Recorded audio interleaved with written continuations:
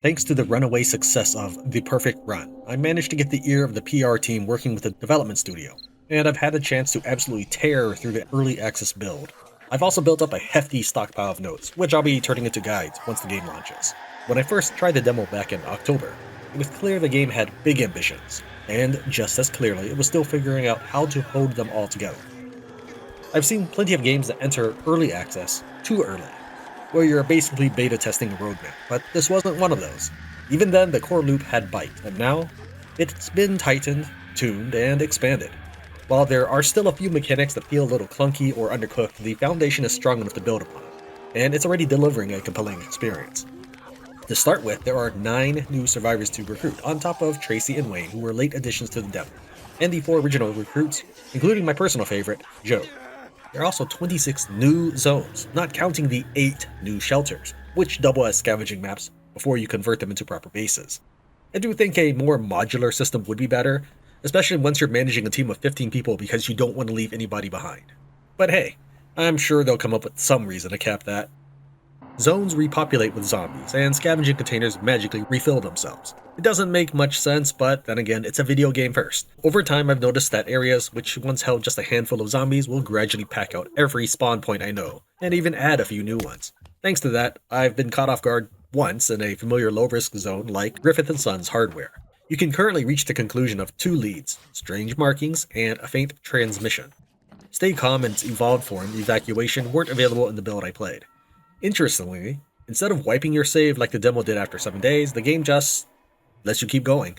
You can keep exploring, growing stronger, or chasing the other leads. One of the 2 available arcs feels a lot more complete than the other, but both still have some noticeable jank in the quest chain. Now, anyone who's seen my videos before knows that I tend to playtest the heck out of things. When I discovered that you would corrupt your save just by using the pre-built shelter equipment, I sent Pickpocket an email with the full reproduction steps as soon as I confirmed the cause. My first run ended abruptly on August 28th, soft-locking me, and I was determined to find out whether I'd hit the 7-day time limit or just run into an eldritch bug. Well, you'll be glad to hear that there is no time limit. I bring this up because if you're watching this, there's a good chance you're interested in playing the game, and I'd hate for your excitement to be crushed just because you tried to be self-sufficient and plant crops. My usual videos pull maybe 20 views. The Perfect Run, that one hit around 150,000, so I'm going to assume most of you are watching this came from there. One of the big reasons I made that video was to protest how scarce and flimsy the weapons were. Well, Pickpocket has at least addressed one of those issues. According to my old demo notes, upgrading your stations, like the cooking or weapon stations, used to cost 583 resources to reach Tier 3. Not that anyone was expected to do that in a 7-day demo. Now it's 331, that's nearly half.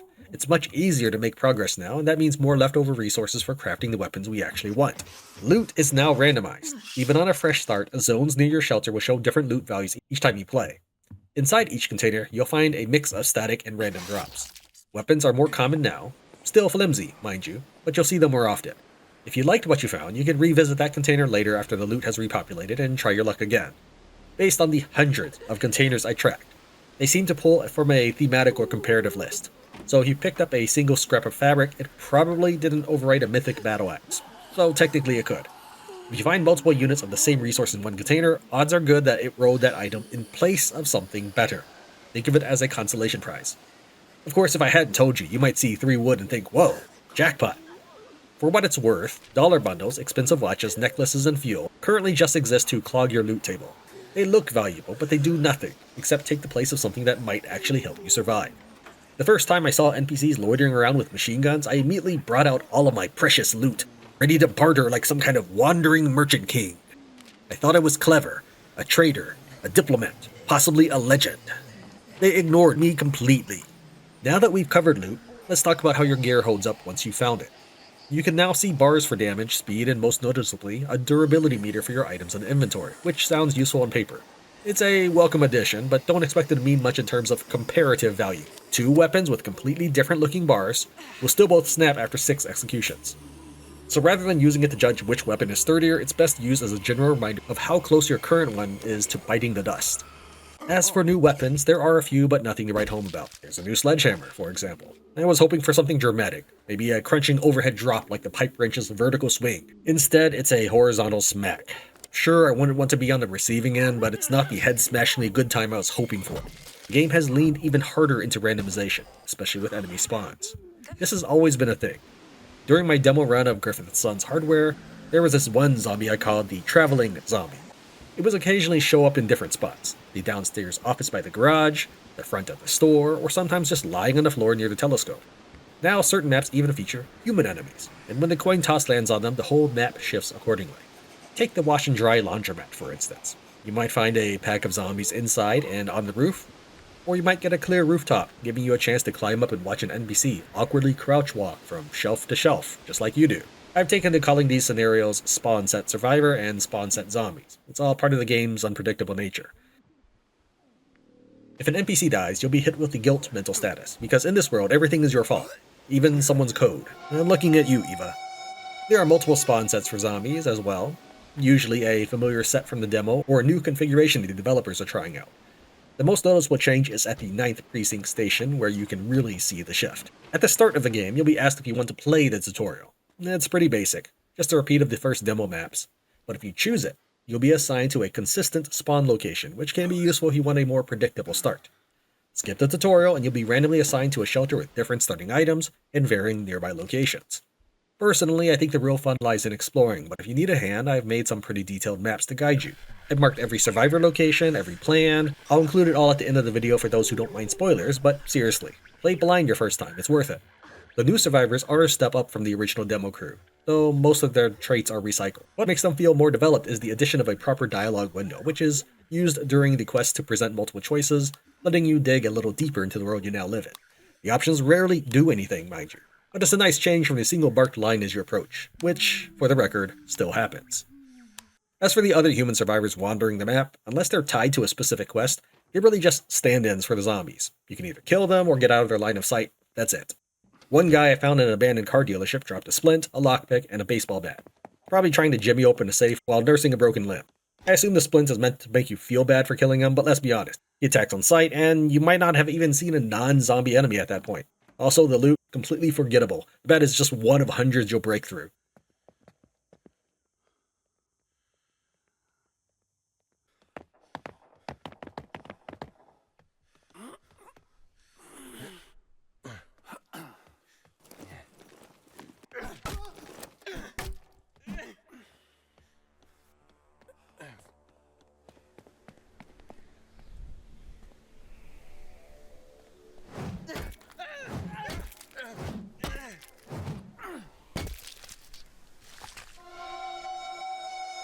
Zombies at least have a presence. Take that same car lot. If the coin toss lands on zombies, you might get one stationed like a guard, looming over the best stash.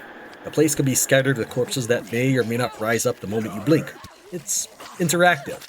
But if these human enemies ever get guns, expect the combat to tip straight into exploit the AI or die trying. Combat's had a bit of a makeover. Either that or the half-year break made me forget what the third swing delay used to feel like. Attacks are noticeably smoother now, and there's even a dedicated dodge meter. It's not tied to stamina, such as running, climbing, or swinging.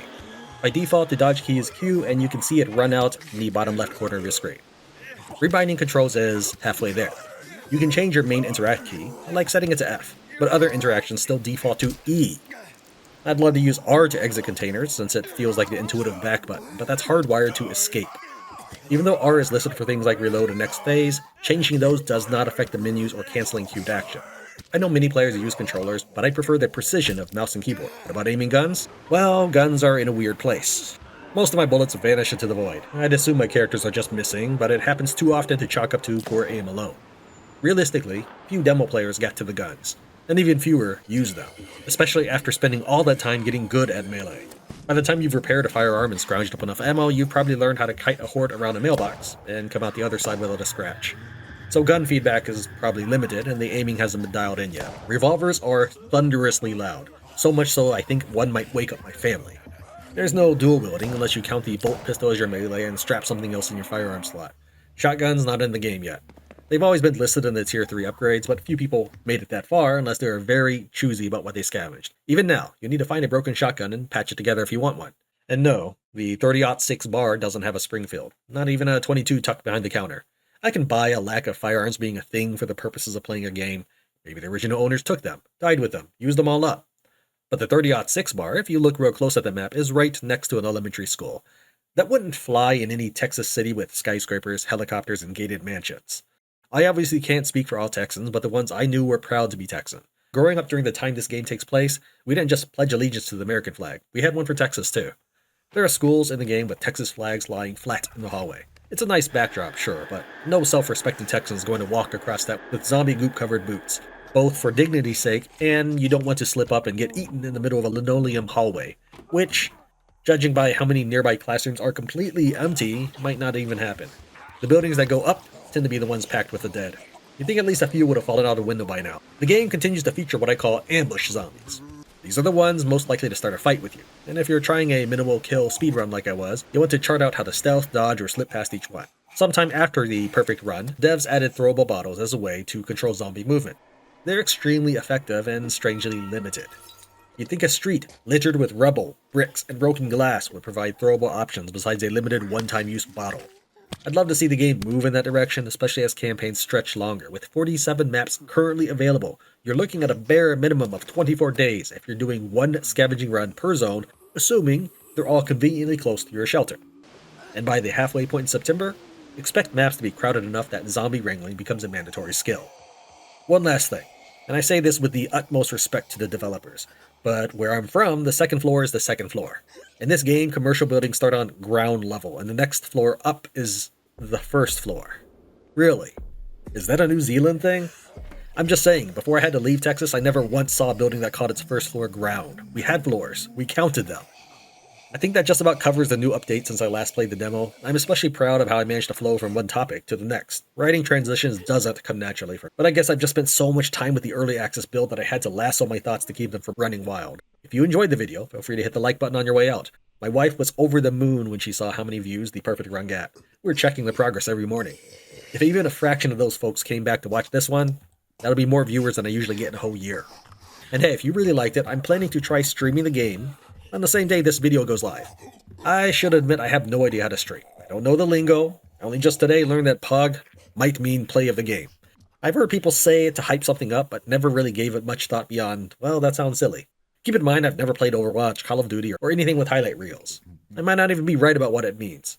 So I might be a total rookie at streaming, but the gameplay is definitely worth sticking around for. I'd love to have you stop by. I've streamed a couple times before, but it's always just to myself.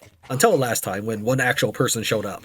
I didn't catch their message in time, though. I saw it in chat a little too late, but we did connect in the comments afterwards. I figure I can keep an eye on chat during quieter moments, like when I'm waiting out a zombie or back at the shelter. I hope to see you there, and this time I'll try to keep a better eye on chat so I don't miss anyone. But if I do, feel free to drop a comment afterwards. I read everyone. As promised, I'm going to end with showing the complete map of everything in this build of the game. If you're looking to avoid spoilers and want to discover them on your own, feel free to hop out here. No hard feelings. I know there's a lot of information presented here. I tried to condense it down as much as possible. The original format had the attributes of each of these characters, such as what Joe had, but then the font was so tiny. The bright orange icons for the locations, that indicates the strange marking leads. You don't need to find them all, just a handful.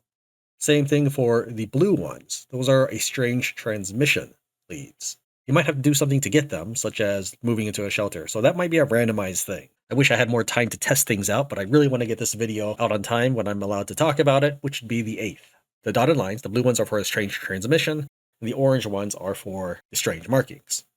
The glowing icons, that's where you can find survivors. What you do is you go to the correctly colored leads in those specific areas. Then once you get the quest, go to the circle and bring them over to the same color X on the map. I try to move slow enough so that you can pause at any point that you needed to take a closer look at something. Thank you very much for listening to me ramble on about Into the Dead, Our Darkest Days. I'll see you next time.